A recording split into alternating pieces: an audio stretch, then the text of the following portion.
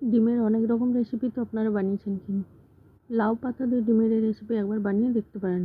তার জন্য প্রথমে পোস্ত 1 চামচ, 2 চামচ সরষে, অল্প লবণ, 2টো কাঁচা লঙ্কা দিয়ে একটা মিহি পেস্ট বানিয়ে রাখতে হবে। এবার লাউ পাতা আগে থেকে ধুয়ে ভালো করে জল ঝরিয়ে রাখতে হবে। ডিম সেদ্ধ করে রাখতে হবে। এবার লাউ পাতার মধ্যে ডিম দিয়ে সরষে বাটার মশলা ও কাঁচা লঙ্কা দিয়ে ভালো করে মুড়ে নিতে হবে। এবার সরষের তেল গরম করে তার মধ্যে লাউ পাতা দিয়ে 5 থেকে 10 মিনিটের জন্য ঢাকা দিয়ে রাখলেই রেডি হয়ে যাবে লাউ পাতায় ডিম ভাপার এই রেসিপি।